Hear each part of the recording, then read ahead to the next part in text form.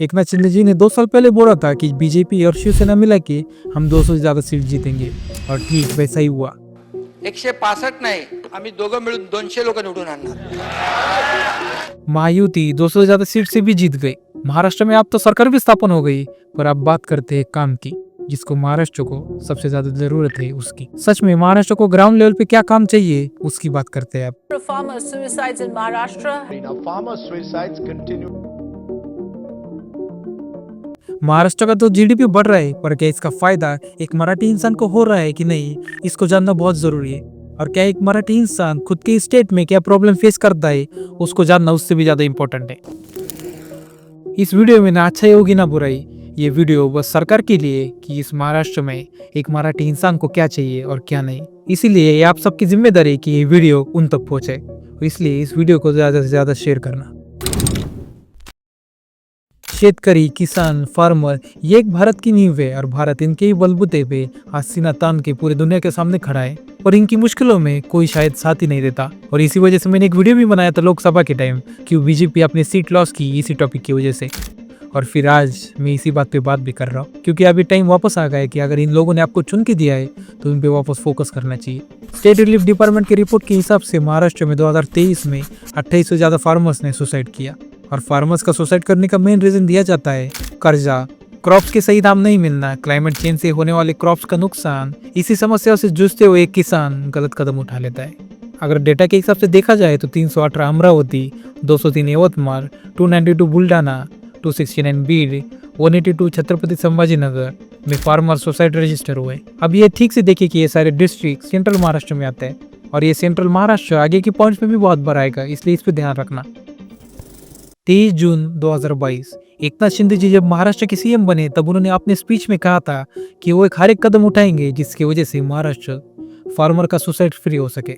पर अगर आप 2023 का रिपोर्ट देखेंगे तो अभी तक महाराष्ट्र फार्मर सुसाइड फ्री नहीं हुआ है। पर अब इस पे काम करने का टाइम आ गया है। हमें फार्मर्स को मॉडर्न फार्मिंग टेक्निक सिखानी चाहिए।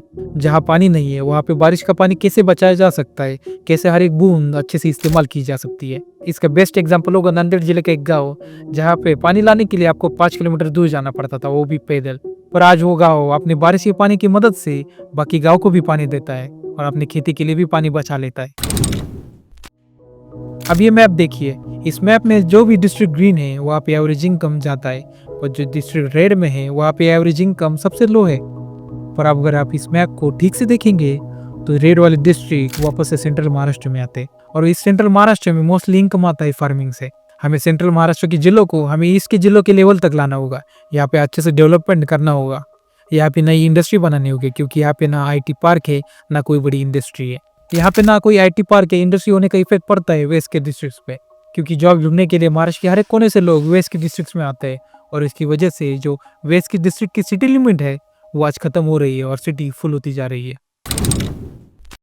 मुंबई और पुणे जैसे शहर अपने लिमिट से ज़्यादा बढ़ चुके हैं और इसी वजह से ये शहर हर रोज़ नए चैलेंजेस से फेस करते हैं जैसे कि पोल्यूशन, ट्रैफिक, वेस्ट मैनेजमेंट। ये देखिए, ये है 2000 साल का पुणे और ये है 2022 का पुणे। अगर आपने ये डिफरेंस नोटिस किया होगा तो हम वहाँ पे एक कीमती चीज़ गंवा रहे हैं और वो है नेचर। नेचर बहुत ज़्यादा इंपॉर्टेंट है वहाँ किसी रहने वाले लोगों के लिए, अगर उनको अच्छा एटमॉस्फेयर चाहिए तो। मुझे पता है कि डेवलपमेंट होना ज़रूरी है, पर डेवलपमेंट के साथ साथ हमें नेचर को नहीं मिटाना चाहिए, बल्कि हमें नेचर के साथ डेवलपमेंट करना चाहिए। हमारे शहरों से डेवलपमेंट के नाम पर नेचर गायब होता जा रहा है, ना अच्छे से सिटी प्लानिंग होता है ना कुछ होता है। अगर ऐसा ही चलता रहा तो हमारा हाल बेंगलोर जैसा होगा जहाँ पे टैंकर से पानी लाना पड़ रहा था। लोग बढ़ेगा तो ट्रैफिक और वेस्ट ज़्यादा बढ़ेगा, उससे पोल्यूशन वापस होगा और पोल्यूशन का प्रॉब्लम वापस से लोगों को ही होगा। ये एक चेन रिएक्शन है, अगर इसको रोका नहीं जाएगा तो इसको वापस से प्रॉब्लम लोगों को ही होगा जहाँ से ये प्रॉब्लम शुरू हुआ है। इसका एक सिंपल सॉल्यूशन है, हमें ग्रीन सिटीज पे ज़्यादा फोकस करना चाहिए। ओस्लो जो नॉर्वे की कैपिटल है और ये नॉर्वे की कैपिटल होने के बावजूद भी दुनिया की सबसे ज़्यादा ग्रीनेस्ट सिटी है। ओस्लो 73% नेचर से घिरी हुई है।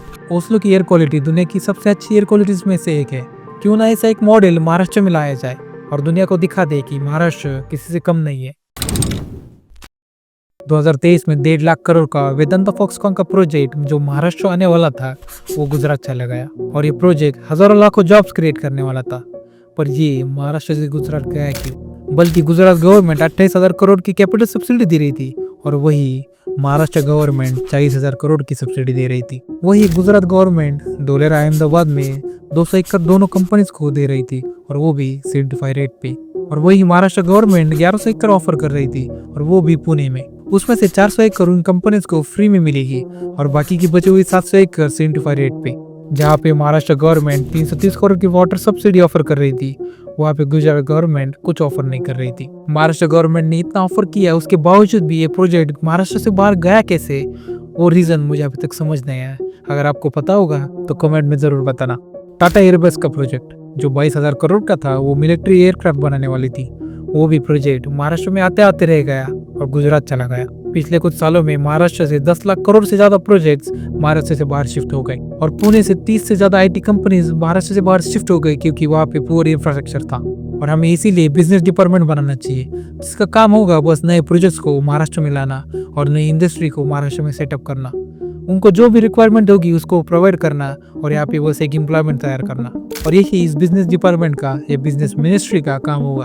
अगर हो सके तो इस बिजनेस मिनिस्ट्री या बिजनेस डिपार्टमेंट को स्किल बेस्ड इंडस्ट्री ज्यादा तैयार करनी होगी, जिससे महाराष्ट्र का वर्कफोर्स स्किल बेस्ड वर्कफोर्स तैयार होगा और इसका फायदा हमें आने वाले फ्यूचर में बहुत होगा।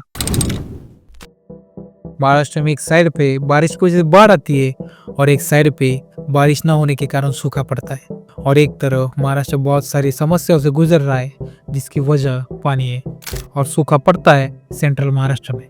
जो सेंट्रल महाराष्ट्र है, इन शॉर्ट मराठवाड़ा, वो एक रेन शैडो रीजन है। वेस्टर्न घाट्स के वेस्टर्न साइड पे 2000 mm तक बारिश होती है, लेकिन मराठवाड़ा तक आते आते ये विंड्स अपना मॉइस्चर खो देती है और जहाँ सिर्फ 600 से 800 mm बारिश होती है। क्लाइमेट चेंज ने सूखे को और ज्यादा सीरियस बना दिया है और सेंट्रल महाराष्ट्र में सबसे ज्यादा इस पानी का दुश्मन है शुगर केन और यही पे इसकी ज्यादा ही खेती होती है। ये सिर्फ 4% जमीन में उगता है पर 60% से ज्यादा इरिगेशन वाटर यूज करता है, जबकि जो क्रॉप्स कम पानी में ग्रो होते हैं वो यहाँ पे कम होते जा रहे हैं। लेकिन इसका सोल्यूशन भी सिंपल ही है, वाटर इफेक्टिव इरिगेशन मेथड को अडॉप्ट करना होगा और ड्राउट रेजिस्टेंट क्रॉप्स को ग्रो करना होगा। शुगरकेन जैसे क्रॉप्स को हाई रेनफॉल वाले जिलों में शिफ्ट करना होगा। अगर हम ये करेंगे तो मराठवाड़ा अपने आप अपना फ्यूचर सिक्योर करेगा।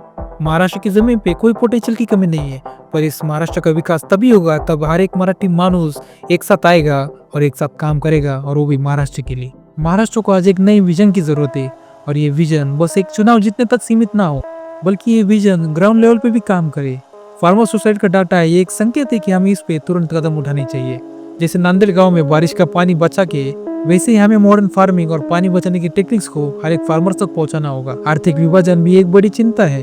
वेस्ट महाराष्ट्र को तेजी से विकास हो रहा है, जबकि सेंट्रल और ईस्ट महाराष्ट्र की जमीन पर इंडस्ट्री और जॉब की कमी है। अगर हमें सच में अपने बड़े शहरों को जैसे कि मुंबई, पुणे पे लोड कम करना होगा तो हमें सेंट्रल और ईस्ट महाराष्ट्र के शहरों को डेवलप करना ही होगा। और बात यहीं पे खत्म नहीं होती है। महाराष्ट्र को अपने बड़े बड़े प्रोजेक्ट्स महाराष्ट्र के बाहर जाने नहीं देनी चाहिए, चाहे हमें इसके लिए जो भी करना पड़े या हमें कुछ भी ऑफर करना पड़े, चाहे इसके लिए हमें एक अलग से मिनिस्ट्री भी बनानी पड़े जो एक बिजनेस मिनिस्ट्री होगी। ये बड़े बड़े प्रोजेक्ट्स अगर महाराष्ट्र में रहे तो बस एम्प्लॉयमेंट क्रिएट नहीं करेंगे, बल्कि महाराष्ट्र का फ्यूचर भी सिक्योर करेंगे।